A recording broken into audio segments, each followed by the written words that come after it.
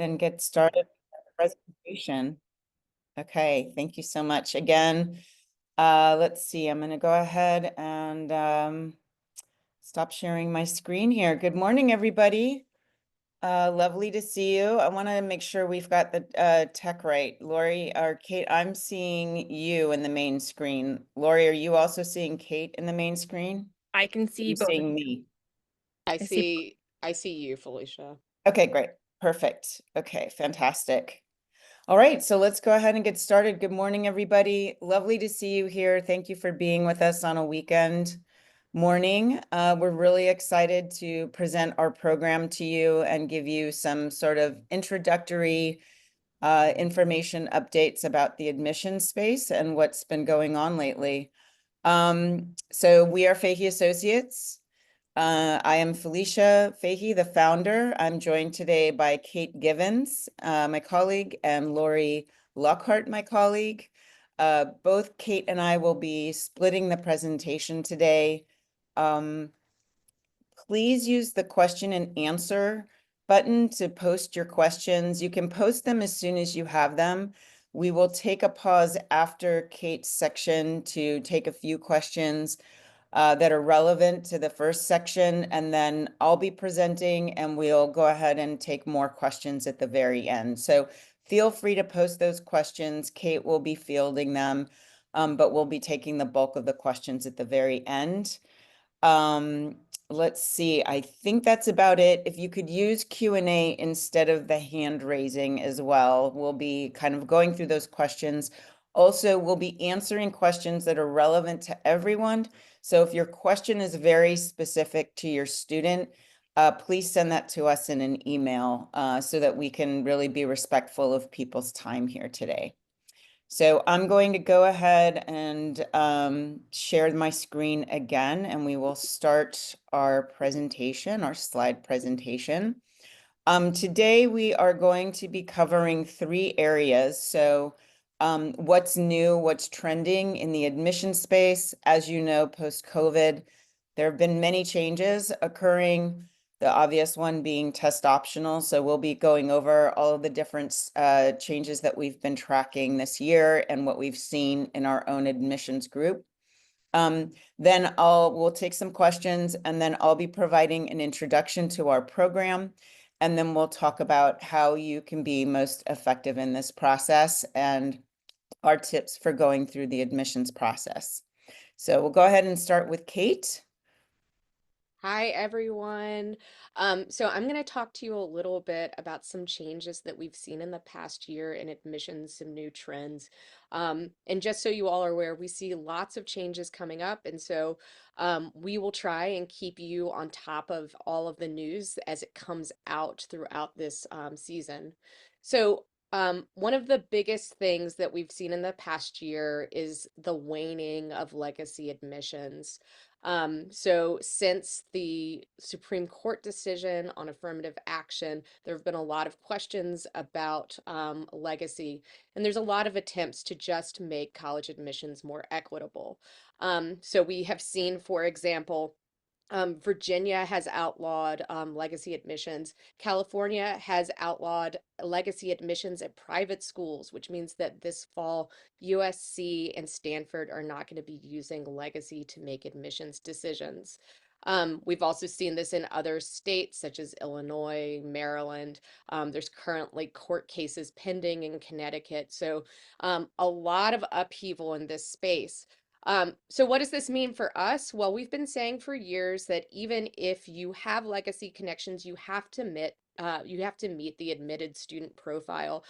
So that doesn't change, but we do want to make sure that everybody is making data-informed decisions. We can't rely solely on legacy. And so this really goes back to making sure that we have a sound college list, and just being aware as we're building that list.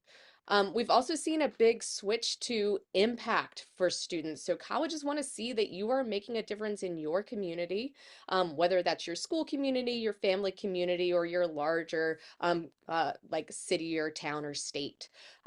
they also are really interested in how you're going to make a difference in their community. So whether you're going to be an active participant on the campus and also how you're going to affect the community after you graduate from those schools. So we see that being asked a lot in our admissions essays. And we'll talk about this more in your family meeting one, but we just wanted you to be aware. All right.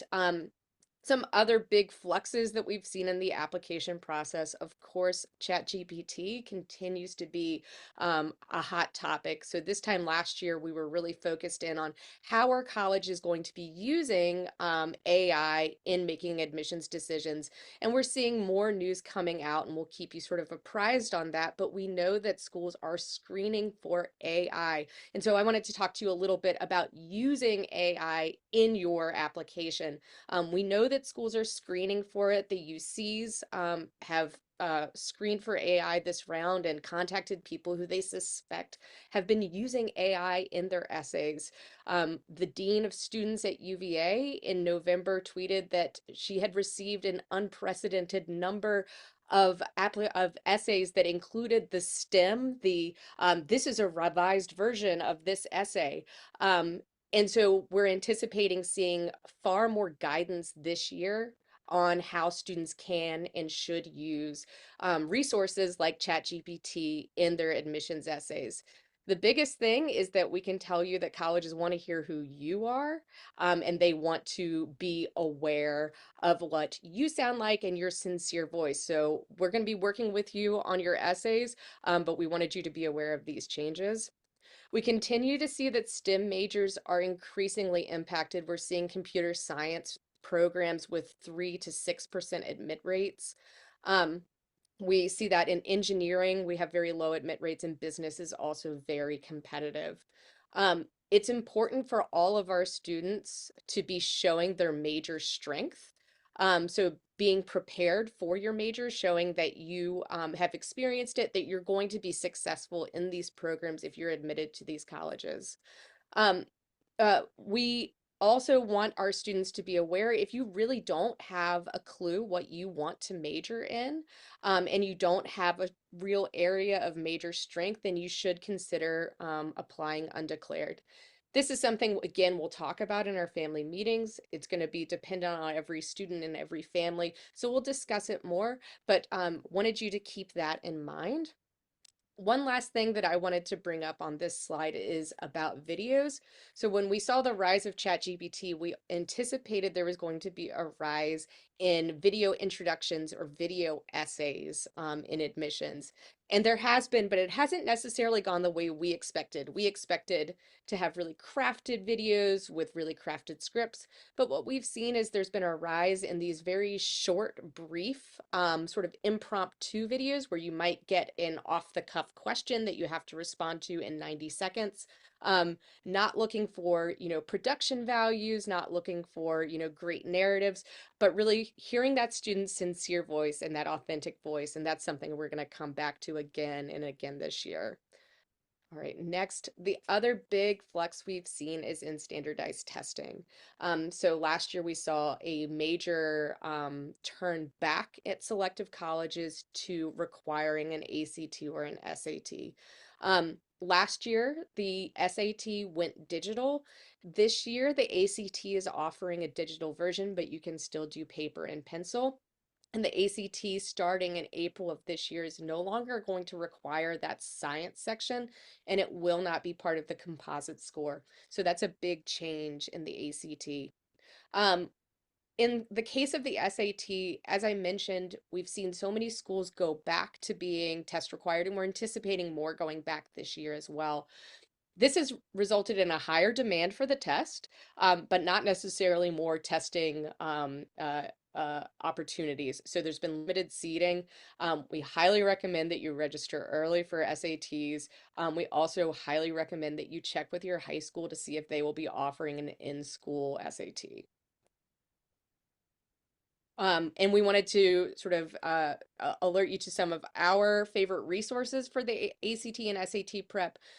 We love the Compass Education blog. It's very data driven, lots of good information there. And then our favorite vendors when it comes to ACT and SAT prep, Megan DeVries from BodSat Tutoring, and then the Compass Education Tutoring Group. Wanted to direct everybody's attention to UC admissions. So this is a snapshot from the most recent round of UC admissions, and I wanted to draw everyone's attention to that fourth column, that admitted GPA range. This is the 50th percentile range, so from the 25th percentile to the 75th percentile of students accepted. So if you look at UCLA, for example, you'll see that that range goes from a 4.20 to a 4.31. To give a little context here, this is the UC GPA. The UC GPA only includes 10th and 11th grade grades, and it does cap the number of weighted classes. So the other thing you should be aware of, though, is that this will include students who are coming from lower income schools, students from marginalized backgrounds. And so when we think about some of our students who go to some of the best high schools in all of California, who have been traditionally successful, we're really thinking that you are looking more in the middle range to the upper range there. So UCLA, very competitive, no surprise there. You can see Berkeley 4.15 to a 4.29, but I wanted to also make sure everybody sees Santa Barbara a 4.13 to a 4.29, and again, we're really looking in that middle to upper end of that percentile. UC Irvine 4.07 to a 4.28. We bring this up because we always say that the UCs are reach schools because they are very, very competitive. And we don't want you to take for granted any admission to any UC.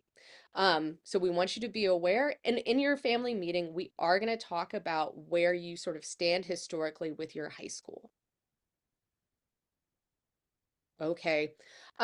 The other thing we're going to talk about, of course, is early decision as a potential strategy. So if there is a school that you are interested in, it is worth your time to look and see if they offer early decision and what the early decision acceptance rate is, because often it's quite high.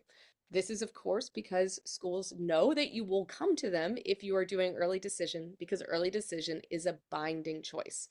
So at schools like Washington University, Emory, Northwestern, Barnard, the acceptance rate is actually 20% or higher. At schools like Colorado College, Hamilton, Oberlin, Babson, and Middlebury, the admission rate is 30% or higher.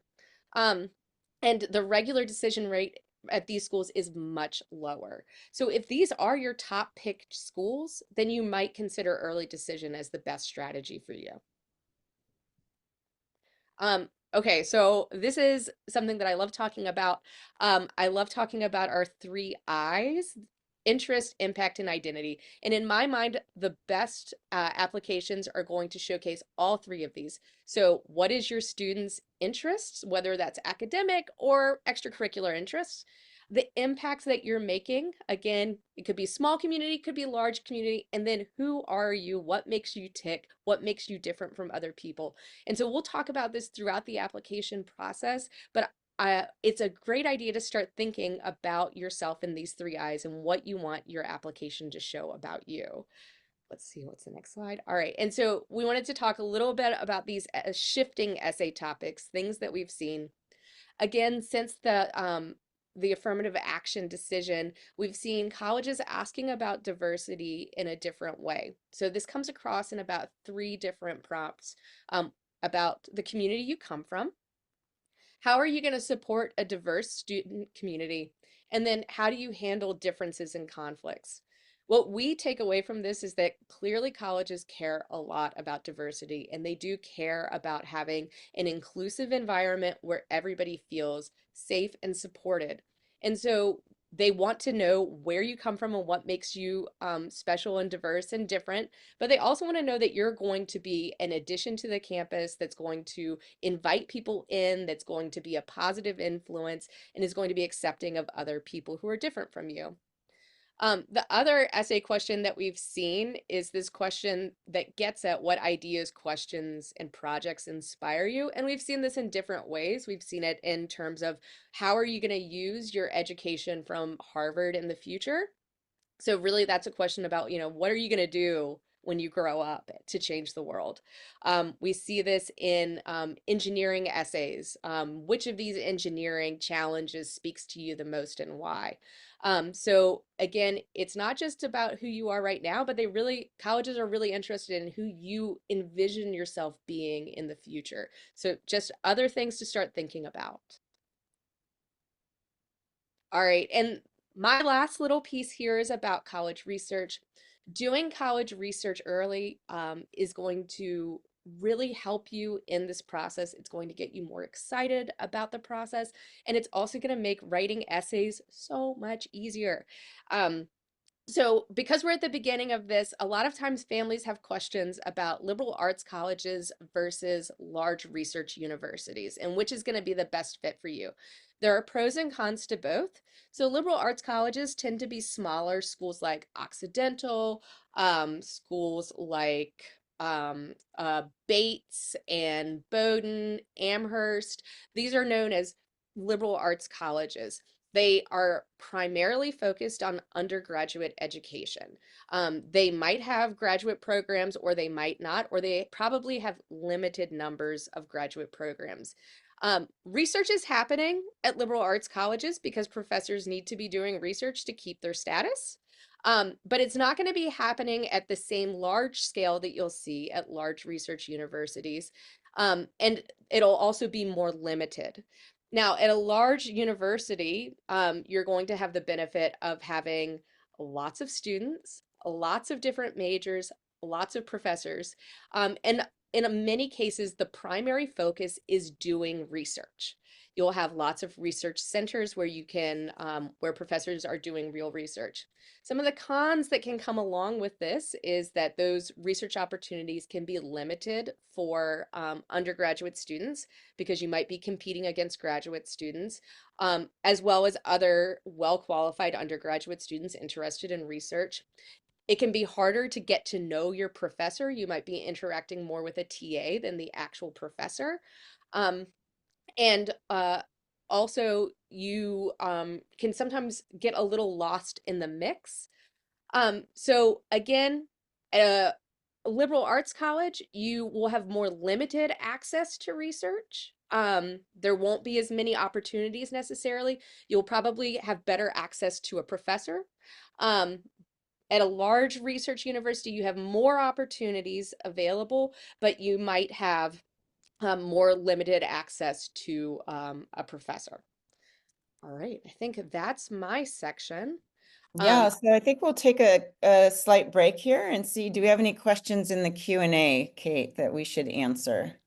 Yeah, so one question we have is about the UC GPA. Do they consider grades from classes taken in the summer after 11th grade?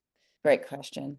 Yeah, so they do. So anything before the fall of your senior year counts on your application, as long as it meets the A through G, it's an A through G course. And then I had a question about something I didn't address on the last slide, which was the hidden ivies. So if you look up the hidden ivies, you'll see it's a list of colleges that have been identified.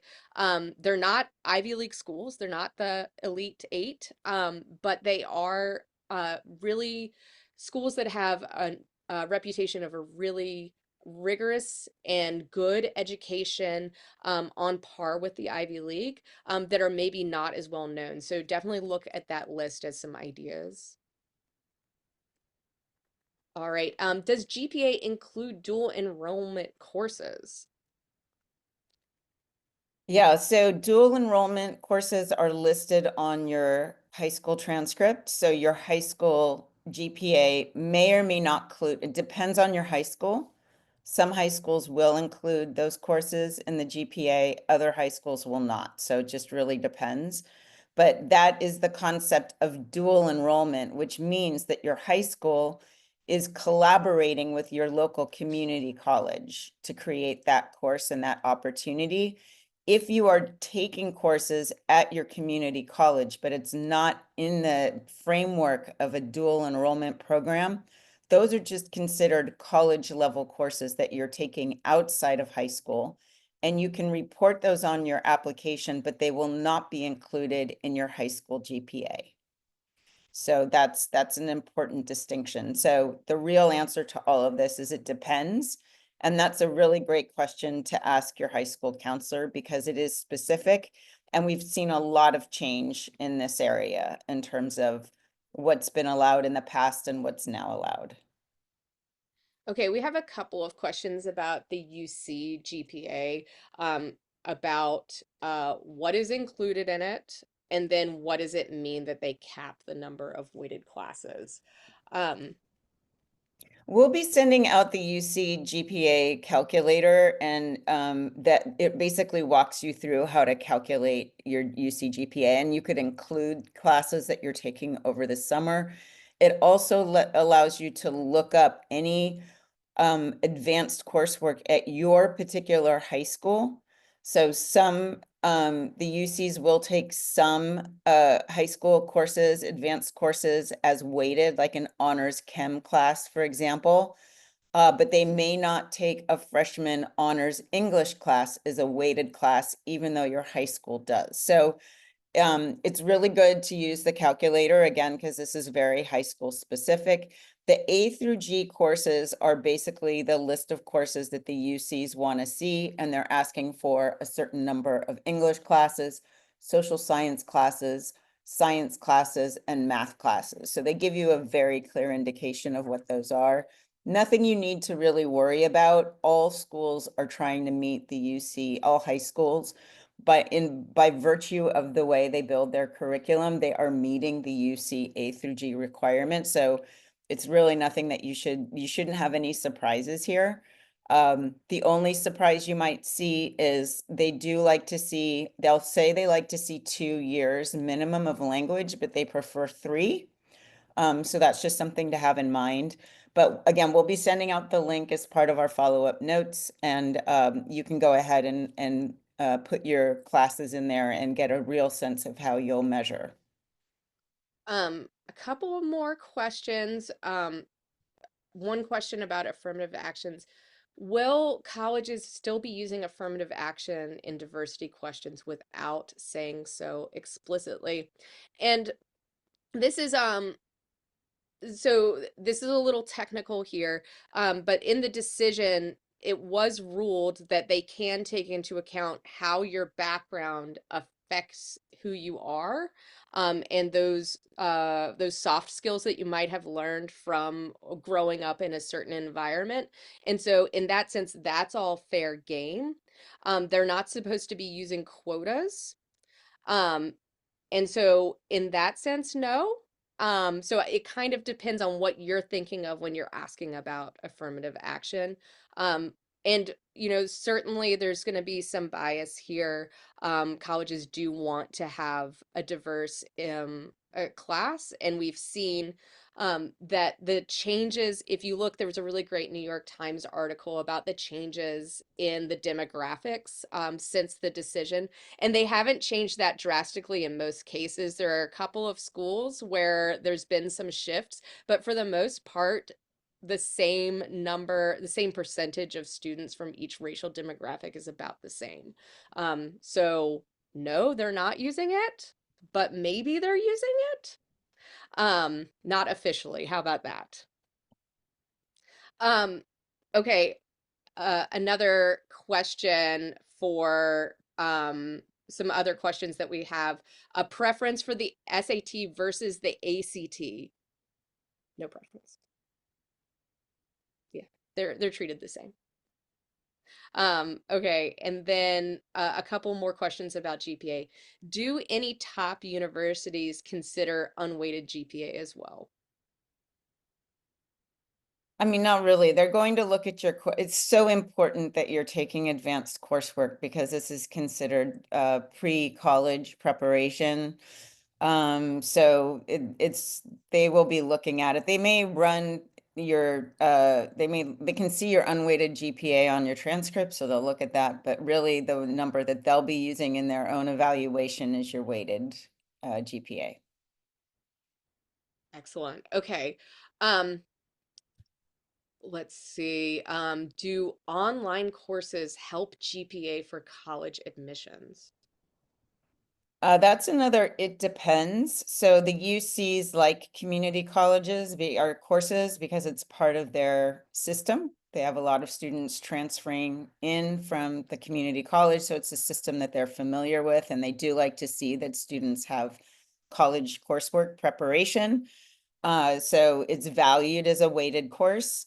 Other schools, other colleges, they may give you extra credit or extra points for those college courses in your GPA. Others may not. So it's really, there isn't any clear information. There's no, every college admissions office is calculating your GPA differently. So you want to provide your weighted GPA just to show that that's your highest GPA in your application.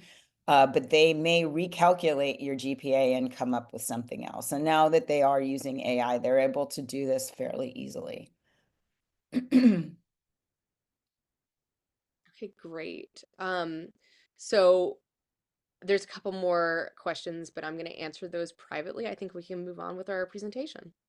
Okay, fabulous. So our program, so we've spent quite a bit of time, and this may be the second time you're hearing this, developing a program that's student focused. So we are all educators in this company. We've all worked with 16 to 18-year-olds most of our adult life. And we've really learned sort of what are the pet peeves of teens, what do they need to thrive? What do they appreciate? How do they go through this college admissions process? And what do they find most useful? And what do they find most difficult? And when? So we've put together a program that allows us to front load some things that in September or August would drive teens crazy.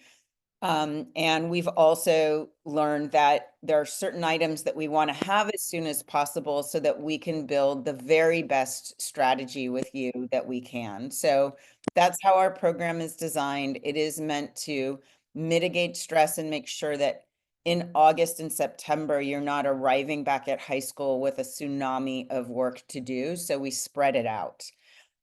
You've probably potentially heard this from us as well. We have 3 seasons in the company program. The first one is the one that we're standing in right now, so winter, spring. And in this first phase, we will be focusing on the building of the college list and the completion of the activities worksheet. We'll be holding the first family meeting, and that's where we will be collecting a bunch of materials and information from you. And that will help us to help you revise your college list, get ready for campus visits, and make sure that your summer plans are solid.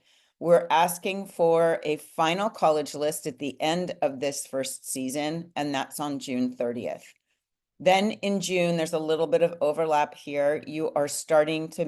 Students are starting to meet with their writing advisor on a weekly basis.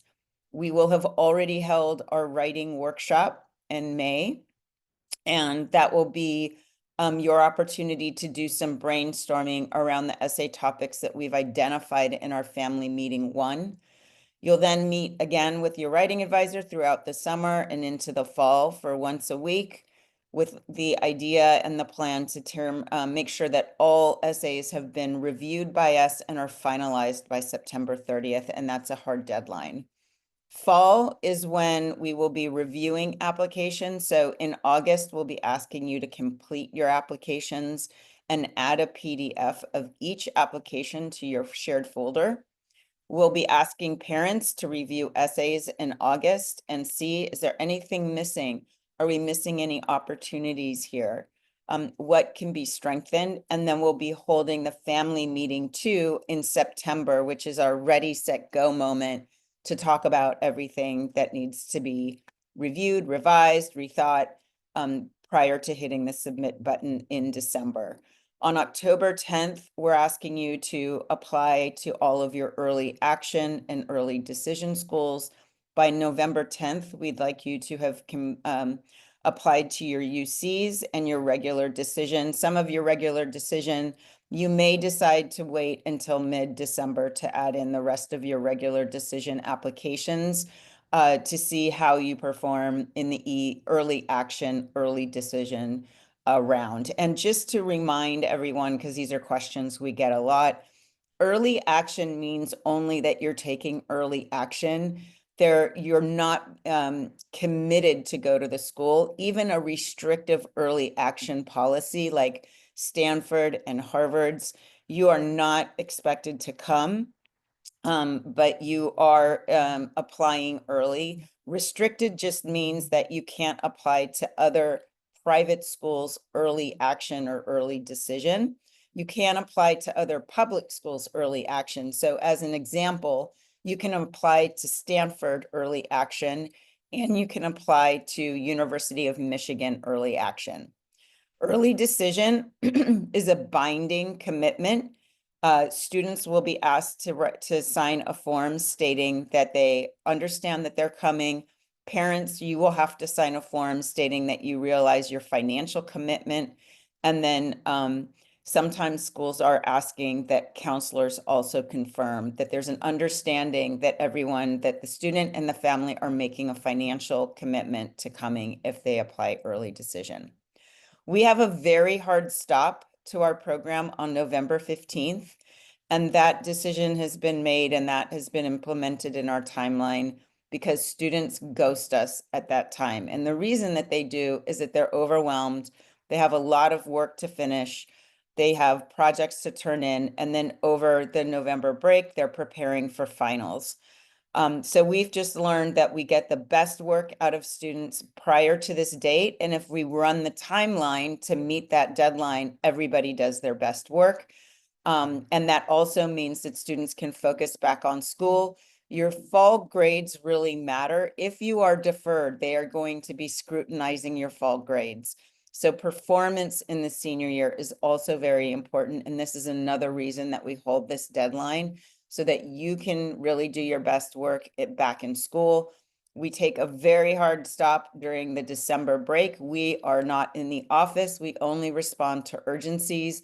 We want students to take a very hard break and relax during that time. You should not be writing essays. Students go into deep burnout after their finals in the winter, and they're just not in a great state to be able to do good work. So we don't want to put your applications at risk. And again, this is why we have a hard stop on November 15th and why our entire program is designed to make sure that that can work for you and be effective. We're very organized. Everybody has a shared folder. If you can't find your shared folder, go into your Google Drive and search shared, and it should come up. It'll be a shared folder with your name on it. Inside that folder, you'll find another folder called College Application Documents, which holds your resume template if you don't have a resume already, the activities list worksheet that's due in our family meeting 1. There's also a folder there for August when you need to upload your application PDFs. And then finally, there's a college matrix spreadsheet, which you'll use to track your results after you've applied. Family meeting 1, we're asking you to give us a copy of your resume. If you haven't done one, you'll want to complete that. Again, there's a template in your folder. We want a transcript including your fall grades from junior year. You're going to complete the activities worksheet. You're going to provide us with data from your high school that you've gathered on Maya or SCORE or Naviance. This data is critical to your success. You are being evaluated within the context of your own high school. You're not evaluated in context with students outside of your high school. And so how your high school has performed, how students in your high school has performed is very, very relevant to how you are going to perform. So we're asking you to collect that data so that we can make sure, first of all, that there's a relationship between colleges and your high school. We have seen data where colleges have never admitted students from a certain high school. And we want to be very careful about having you apply ED or thinking that's one of your top choices. if your high school doesn't have a good record of admitting students. So that is a really, really critical component to your success. We want to see portfolio materials. If you're an artist, you're a maker, you're doing research, you should grab a folder and start putting your best work in there, because that you may be asked to present that in your application.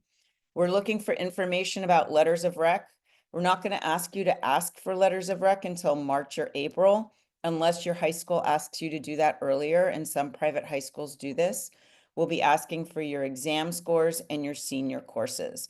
In terms of letters of rec, we just want you to tell us what two teachers you're thinking of requesting a letter from. Sometimes students will be applying to maybe two different majors, so it may be that you're considering a third letter. In the meeting, we'll be discussing your application strategy. We'll go over your major. If you're not sure what major you're going to apply into, then we will make plans to meet with you and discuss that in greater detail and go over all of the options. We want to know your summer plans, and we'll be providing suggestions or recommendations if you don't have any. And then we'll be discussing your college list, giving you feedback on what colleges are super reaches, matches, safeties, and giving you some suggestions about which colleges we'd like you to visit. And then as a family with the student, all of us together, we're going to be talking about the 3 I's and what information absolutely needs to be in the college essays. Campus visits, we'd like you to take 4 steps. So first, you really don't want to just start flying around the country visiting colleges. It's not a good use of your time.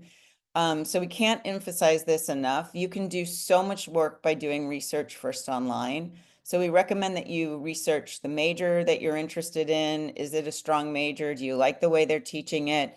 Are the faculty doing things that in their research and in their coursework that you're interested in? Are there activities at the school that you're interested in? Maybe you want to play club tennis, or you're interested in, different clubs that are service focused or cultural clubs. Maybe you're interested in a Greek system. These are all things that you want to investigate in beforehand, rather than trying to find it out when you arrive. There are student reviews in many places, so Unigo, Niche, Reddit. You can read in YouTube and TikTok, one maybe less TikTok, but you can find out what students have to say about universities and colleges and what their experiences are. That's also great information from getting a sense of, like, is this the cultural student vibe that I'm looking for? Attend an online session, and then you don't have to go to the campus tour. So campus tours, you have to book them. They're often not on the weekends. They don't necessarily give you the best information in terms of giving you specific information. They can often give you information that's misleading because they are speaking to the general public. So our recommendation is that you do the info session online if you find schools that you want to visit. You're excited about a school, do the info visit, do the campus tour online, anything recorded. Sometimes they colleges actually have admissions events through the College of Engineering or the College of Human Ecology or the College of Human Behavior. And so you can also go to these very specific admissions events as well.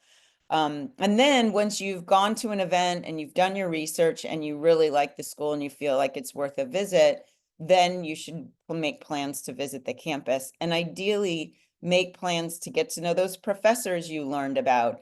Find out what students you know are on the campus, whether it's the kids of family friends or alumni, or there's a student from your high school that is attending, the forthcoming fall. Make plans to visit with those people, or I guess it would be for this winter, it would be students that are already attending. So see if you can visit with them while you're there and get a student-specific tour. So all of this kind of more specific, detailed touch points is going to be much more effective in terms of you making sure the school is a fit. And it also is going to make sure that your essays are going to be stronger when you write the essay about why you want to come.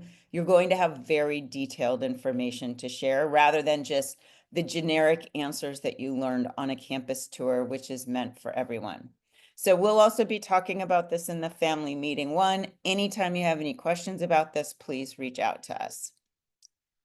Sound college list. So this college list, we will ask you to complete a form and let us know what colleges you're choosing. We ask that you turn that in by June 30th. We will be then providing you feedback and asking you to get a very, very final version of that list to us by mid-July. We have a college tool. We are still tweaking it. We recommend that you set the 3 criteria that you're most interested in. So let's say research is important to you, service is important to you, being in an urban environment is important to you. What we're seeing with the tool is that if you select nature is important to you and city is important to you, you're going to have a shorter list, just because colleges that are really close to large natural areas are far and few between, and urban universities are also limited.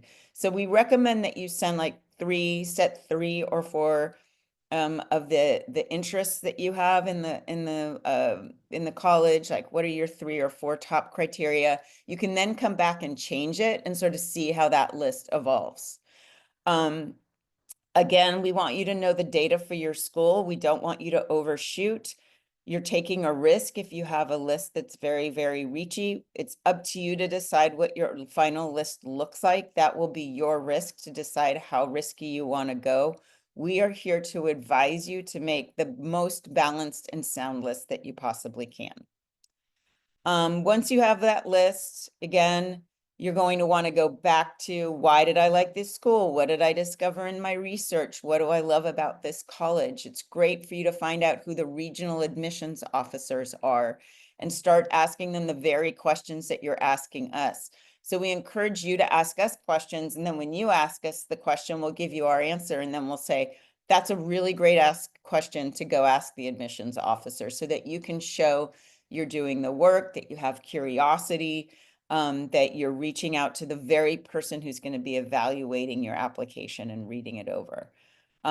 Reaching out to professors is a great idea with any questions you have. And again, reaching out to students that are friends of yours or the seniors from last year that graduated and went on to college is a great way to learn about colleges and get really authentic information. Our summer essay writing, we're going to have the writing workshop, and then we're launching into it. You'll be working on your UC personal insight questions. Even if you're not applying to the UC, you'll be developing these questions because they will show up in your private college or state college applications. You'll be working on your personal statement, and then we'll have you work on the why supplement question, which is, why do you want to attend our school? How will you pursue your interests at our school? What kind of a student do you want to be at our school? In August, we'll be asking students to review these essays, give us feedback and insight. We do want to emphasize that it's up to the student whether the parents will be reviewing their essays or not. If a student lets us know that they do not want their parents to review their essays, we will be respecting that. So just know we'll be checking in on that in August. Again, September 30th, we will have done our final review. At that point, we're considering the essays done and ready to be submitted.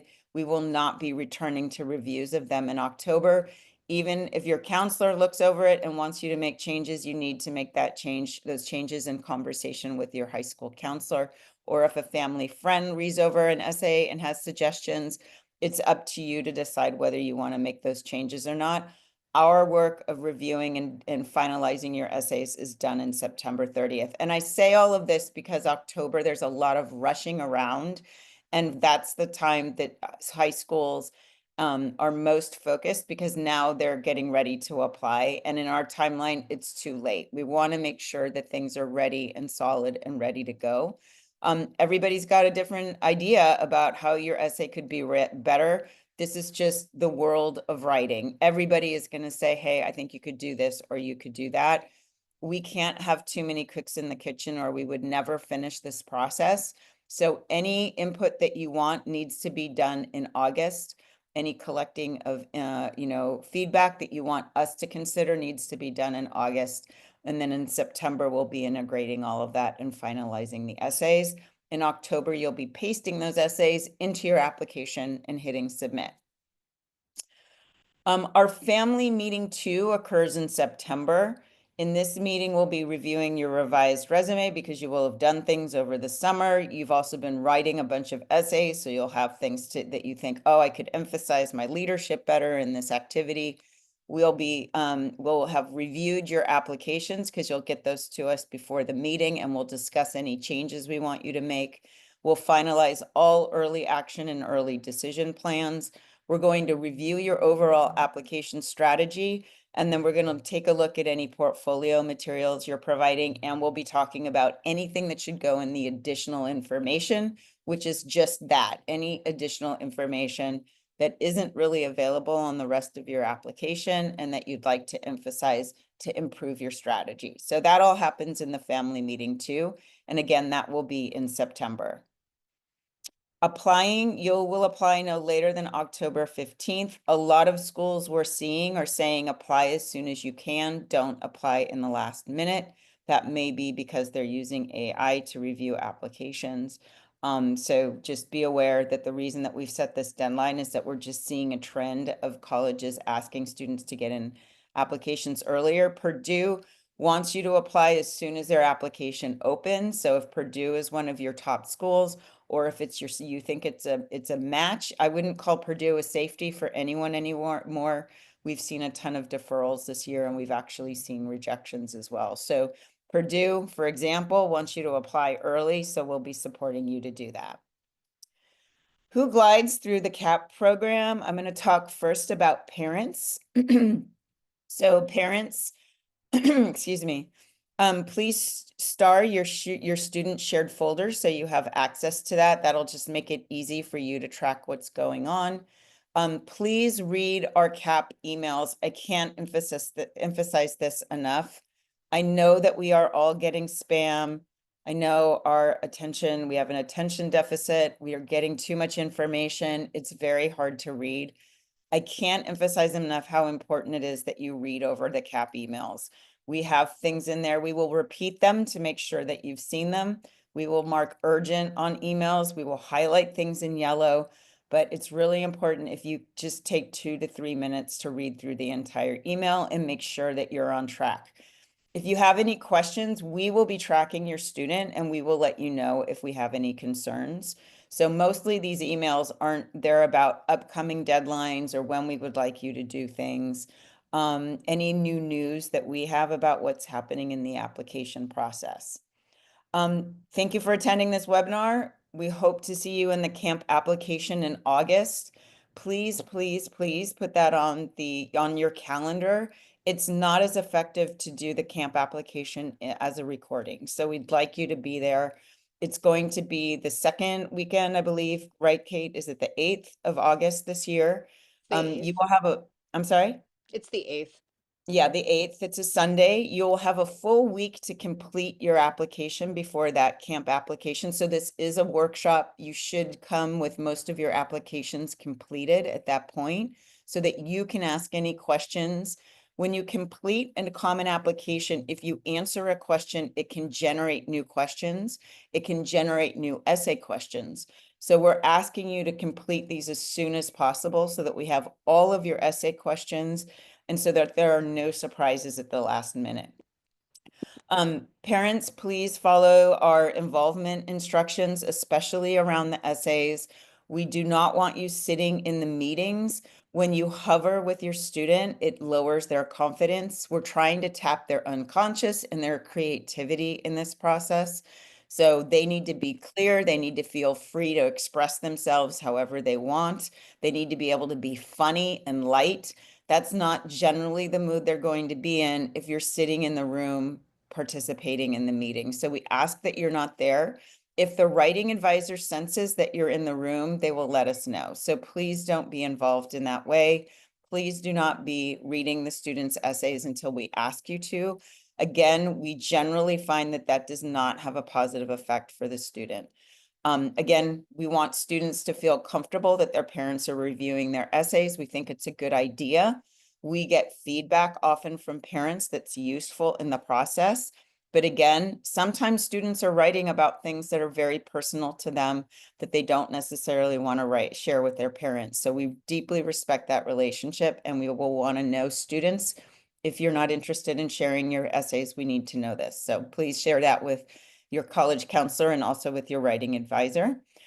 Overall, this is a stressful process. You'll be hearing things from other parents. As a parent, I've been through this process myself. I know how stressful it is. It was more stressful for me than I think it was for my son, even as a college counselor. We really understand that this is not easy. It's a collective process. There's more input than is healthy, in my opinion. There's a lot of urban myths about what happens in the admissions office, and people are hearing things all over the social media, in their parent networks. There's just a lot of misinformation. So what we're asking of everyone, and especially parents, is just to hope manage your own stress, because it is difficult. You will find that you'll get stressed in this process. For your own student, it's better if you're able to manage your own stress. And then in our interactions, we really ask that, kind of give yourself, if something that you've heard something and it's upsetting, or you're experiencing a lot of fear, just take a moment to kind of take a deep breath, collect your thoughts, think about what it is that's really upsetting you or that you're nervous about, and then reach out to us. And then we can be really productive and have a clear engagement about what's going on. And we are definitely here listening for your stress. So we know this is stressful, and we'll be listening and asking you questions so that our conversation can be really productive and we can make sure we're on the same page. Students have kind of a different best practices. We want you to share your folders, start your shared folder. That's the question we get the most, is where's my shared folder? So go ahead and start it, practice searching it in Google Drive, read our CAP emails. Students, we know you have so much going on. This is a really important part. You'll be more successful if you read our CAP emails. Please attend the workshop, the writing workshop, the camp application. Make a commitment to do that. Put it on your calendar. We're giving you the dates early, so please plan to be there. It's not as effective as a recording. When you complete the forms for your family meeting 1 and 2, please read them over carefully. We're getting questions that show us that people didn't read the forms in full length, so please read them completely that way, and then complete the forms thoroughly so that there isn't any information missing. Because if we get to our family meeting 1 and we don't have the information we asked for, then we're not going to be as thorough in our meeting. So please be thorough in your work so we can be thorough when we provide our strategy, our recommended strategy. Students as well, I know the summer comes on and there's a real want to relax and to take it easy. This is not the summer to fall behind. So we're asking that you step into the process and do your best work initially from the get-go. So starting in June and all the way through September. If you do this, your stress level is going to be much lower. You will see starting in September, the stress level is going to skyrocket at your high school. So if you follow our timeline and you do your best writing at the beginning, you're going to be in a much better position. And come September, you're going to be super chilled out while your peers are freaking out. So the other reason for this is that writing takes time. Getting to your voice, teasing out your experiences takes time. Writing isn't easy. So we need you to do your best work early and not try to do it at the last minute, because you won't be able to change 30 essays at the last minute. So really try to do that early. That's a really important step. Get serious about your colleges, learn about them early. That's another really important step. Do that front loading now. Network, engage with admissions reps. If you go visit a college, see if you can find out who the rep is. Walk into the admissions office and ask them, is the rep for, Palo Alto High School or Saratoga High School here today? You can even make an appointment to meet with the admissions rep for your high school when you go to visit a college tour. That's better time spent than going on the campus tour that you can do online. Again, you can't make up this work later, so you can't do your best work in September. You need to do it earlier so that we're refining in September. and really polishing your work.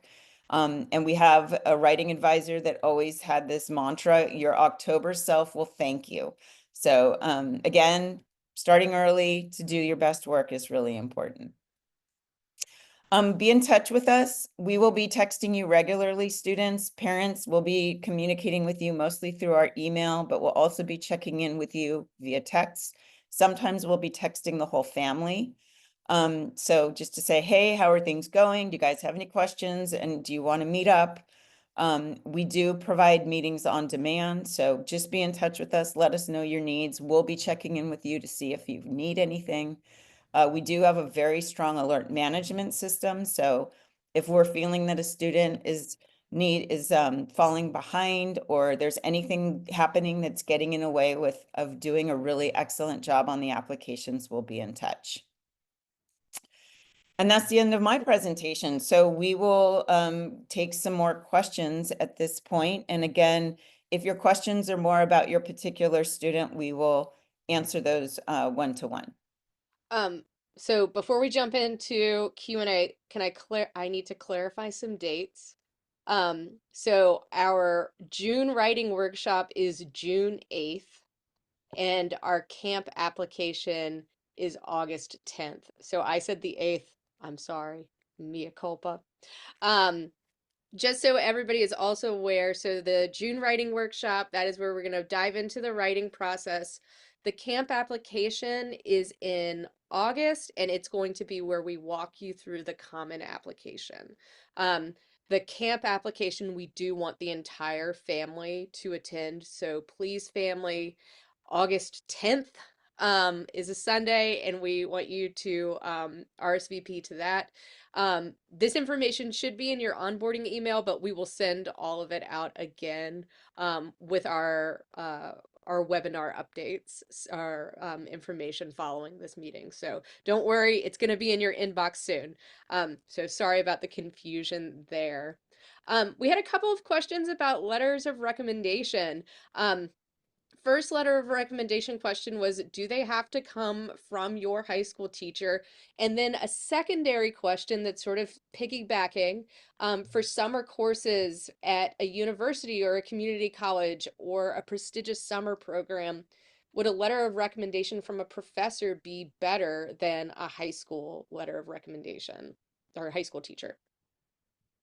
Okay, excellent questions. So because colleges are evaluating you within the culture and of your own high school, so they are comparing you to your peers, your letters of recommendation absolutely have to come from teachers at your high school. That's a requirement. They can't come from the outside. Now, there is an option to provide an outside letter of recommendation, and that's where you can get a letter from the prestigious summer college program, or the professor you're doing research with, or the teacher that you took a class with at community college. And we'll be updating you about the timing on that. It's usually a little later than asking for the teacher letters of recommendation. But if you've been working with somebody or even in a job, a coach, it can be all kinds of people for the outside letter of recommendation. It doesn't have to be academic. But if that relationship is going to change and you might not be seeing that person continuously for a while, then this might be a good time to ask for that letter. So for example, if you've been working at a vintage sales clothing shop or something like that, and you're planning to quit by April, then this would be a good time to ask your boss to write a letter of recommendation for you. Or if your research project is wrapping up and you want to get a letter from the graduate student or the professor that you've been working with, then get it sooner than later so that they can write it while you're still fresh in their memory. All right. What happens if a student decides not to go to their ED school if they are accepted? So if you go on Reddit and other places, you'll hear about people that were able to wiggle out of their ED. Colleges are quite concerned about enrollment, and that's why they offer you. I know that sounds crazy because we're all worried about getting in, But the truth of the matter is, and it's not all schools, it's not the Ivy League schools, and it's not the UCs. Some of the UCs are concerned about enrollment, but it is the small liberal arts colleges that take 2,000 students. So if 10 students aren't coming, that deeply affects them.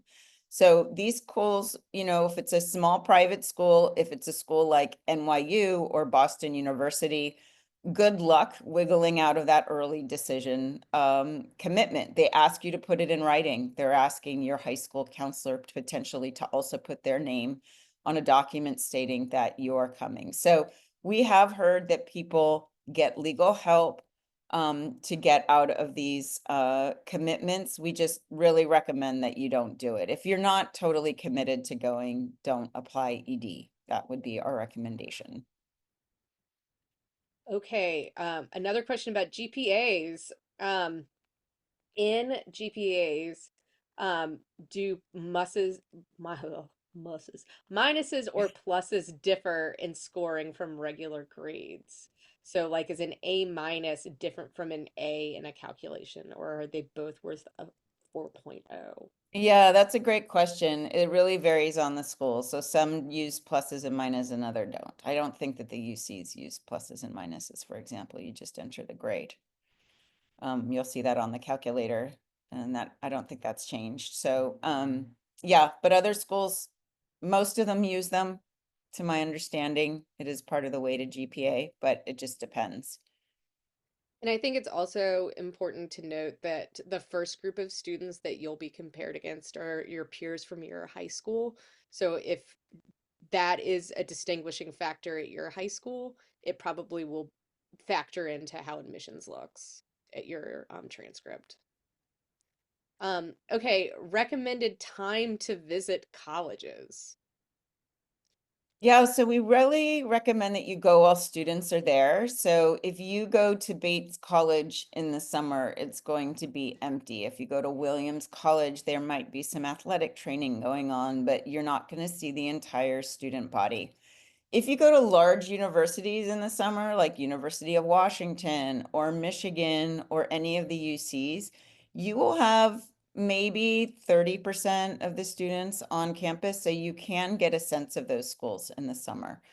Um, it's best to go during the year when you see the flow. So you can see, you know, usually around lunchtime, you're going to have a campus at full capacity. So that's a great time to just be out on the quad, wandering around, kind of getting a sense of who are these students? What are they like? What's their style? How diverse is it? Is it eclectic? Is it more mainstream and homogenous? Those are the kinds of questions that are really important to students, and students will come back from a tour then say things like, yeah, I saw, you know, that kids were wearing a lot of Patagonia and I knew that I'd arrived at my place. We can't define fit for you like that. So it's important that you go. And really, for the colleges that it really makes a difference, the UCs not so much because they can't count that. And we really recommend that you just apply to all the UCs that you would consider going to, just to see your chances. And that would include Davis and Irvine. We really, in Santa Cruz, we really urge you to keep those schools on your list just to see what your outcomes will be. So I think it's more about getting on the campus, understanding what does a city campus really feel like if you think you want to be at an urban school. If you want to be at a school with a big Greek system, what does it feel like? And then you want to walk around the section where all the Greek houses are, you know, where they are in town, and kind of get a sense of what is that vibe like, because you might be living there for 3 years. Um, so yeah, visiting schools when they're in session is ideal.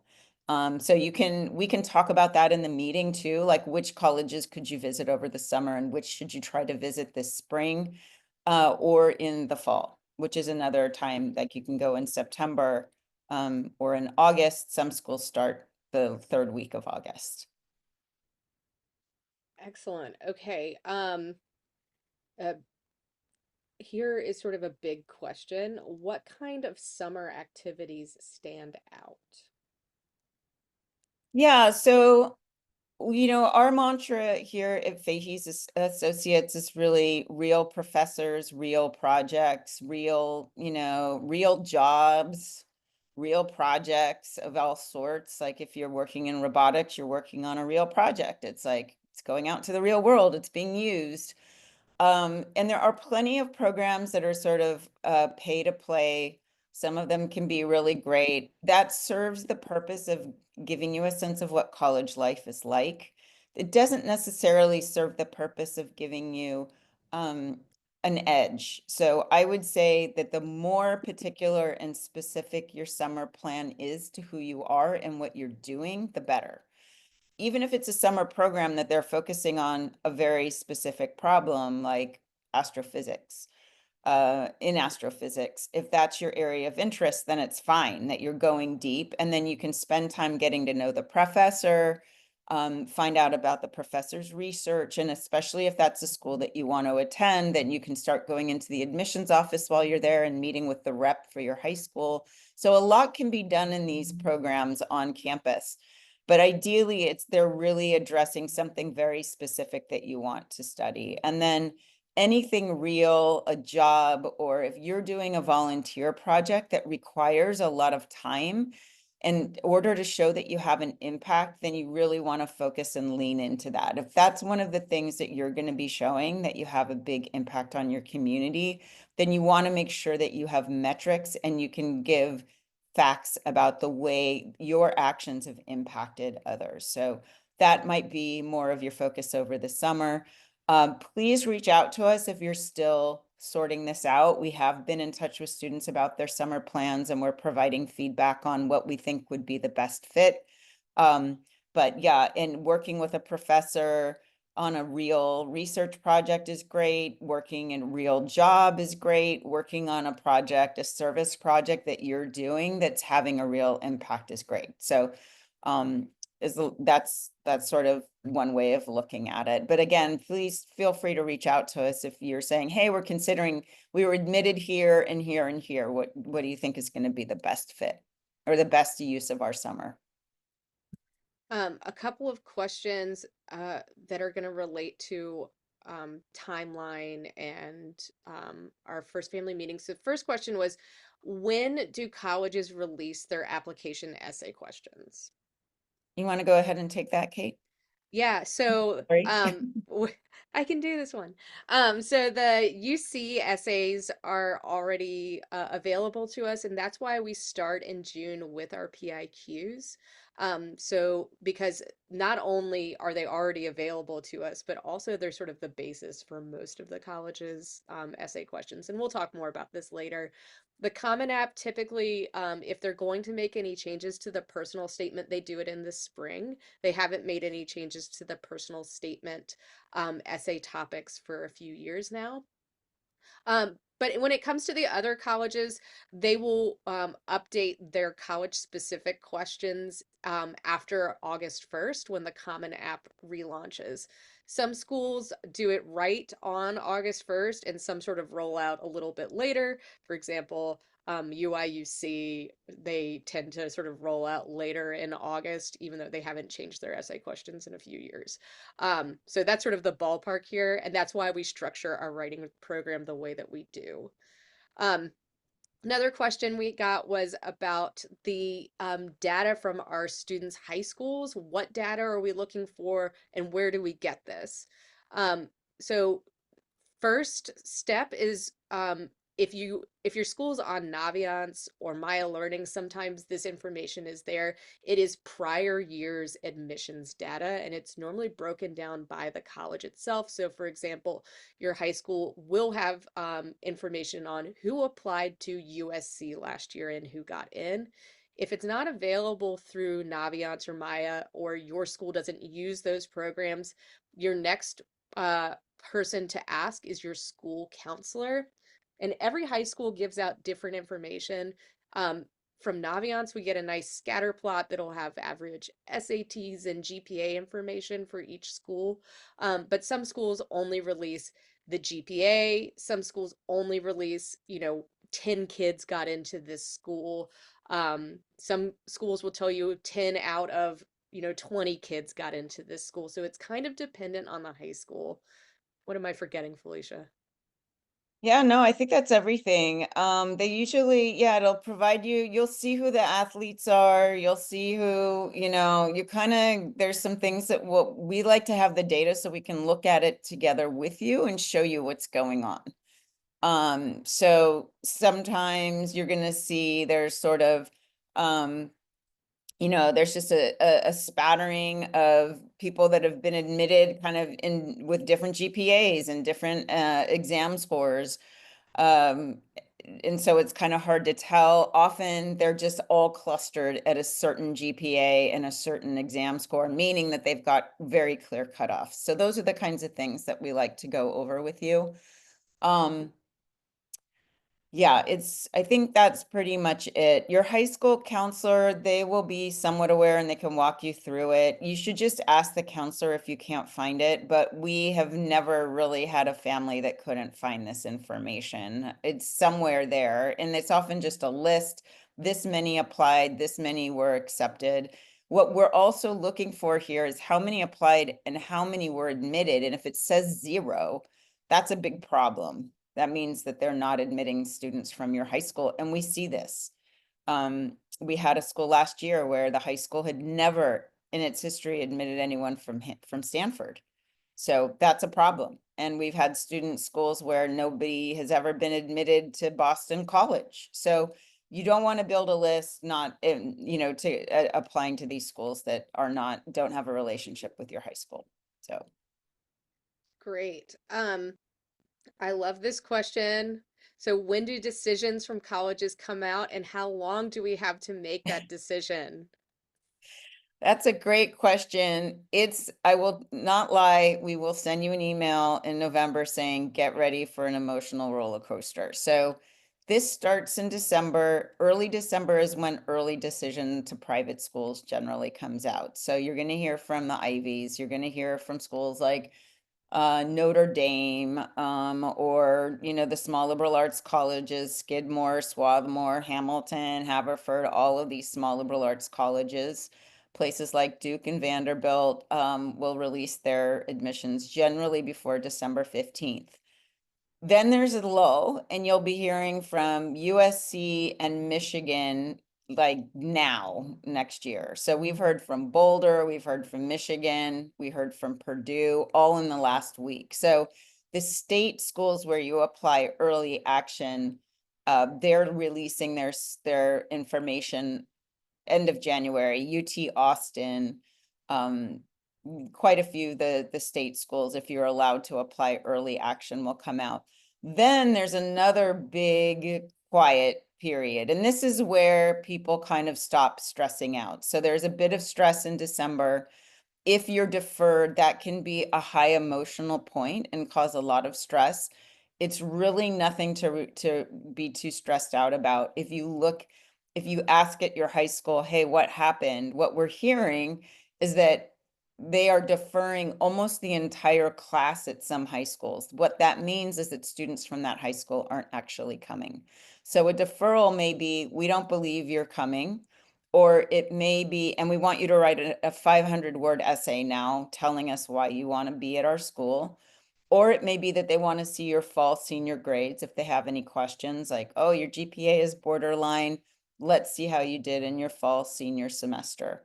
So deferrals are not uncommon. This can be a moment of stress, as I said. Generally, that weight is lifted a bit at this time in January when more results are coming out and students are feeling better, if they've been deferred by their one school, right? Being deferred by Ivies is pretty normal. We see a lot of it, and also the restrictive early action schools. The first round is this early round is where athletes are being recruited, artistic recruits. If legacy counts, it's being counted in early decision. If somebody has some kind of big donor connection at a school, this is where it will be it's considered. All of those things are up for grabs right now at some schools, not all of them, but but in general, historically, that's how the early decision round has gone. So once January, this moment passes next year, then you're going to have the months of February and March to wait. And at that time, people kind of like put it on the back burner. They're able to do that. And that's great because then you get a rest. You can, this is your final semester of high school. You should enjoy it, right? That's what we're telling everyone. You have no control over these things. It's totally out of your control now. You've done your best work ahead of time, knowing that once you would submit, there's nothing you can do. In fact, anything you do might be seen as kind of overkill and inappropriate. So you really got to do your best work before you submit. And then you can wait. Yeah, you wait February, March. And then at the end of March, we'll maybe hearing from some schools. Mid-April is when the Ivies release all of their information. The UCs come in, and then you've got, 2 or 3 weeks to make your final decision. And that may involve flying around the country and going to Admitted Students Day. So in the past, we've had students go to 4 events, which was pretty crazy in a week. So yeah, the UCs, most of their results come out end of March, early April. Most results are in by the second week of April. And just to clarify also, if you get in early action, which again is the non-binding, you could get in early action at the beginning of December and you don't have to send in your final decision until May 1st. One more question. Okay, for early action, are we still going to be compared to the peers in our high school? Always. Yep. Now, you're being compared to the early action students at your high school, right? But there may be quite a few of them. It just depends. It depends on the school. If it's University Texas of Austin, maybe not so many students. Not that many students are aware of UT Austin or applying there as much. If it's Urbana-Champaign, these are schools. If it's, USC, yeah, there's going to be a ton of applicants there. I mean, everybody's applying to, and if it's Michigan, like everybody's applying to Michigan. So, yeah, it just depends really on the school. And a very similar question, if I'm the only student EDing to a university at my high school, will I be compared to previous ED applicants from my high school? No, great question. No, you can't because it's another year. They're not going to go back and open up. They have the data, so they make decisions on how many students they're going to take from a school based on how those students perform at their school. Do they stay? Do they drop out? Are they high performers? How resilient are they? So they collect information on each school. But if there's just one of you, yeah, that's great. You're a big fish, small pond. Yeah, oh, I like it when that happens. Um, Easy question. Okay, do the UCs or the CSUs have early action? No. No, they do not. All right. Any other questions um before we let everybody go and enjoy the rest of their Sundays? I think that's it. Of Great. course, if Well, you thank have you, questions, everybody. Yeah, sorry. I was going to say if you have any questions, you can reach out to your CC or to hello@fahey.associates too. So we're here for you. And Great. yes, we are going So to share our presentation. yeah, we will be sharing the slides as a PDF, and we'll be providing the recording. So you'll be receiving that probably by the end of the day today. It just takes a little bit of time to process the recording and put it on YouTube. And then we will also follow up with a link with this GPA calculator, the link to the college tool and the hidden IVs and some other resources that will be interesting for you as you look at the difference between liberal arts colleges and universities. So great. Well, thank you, everybody. We really appreciate your time and attention. We're really looking forward to working with you all. Excited for this season. And yeah, we look forward to the questions that you have and how we can be of help. Enjoy the rest of your day.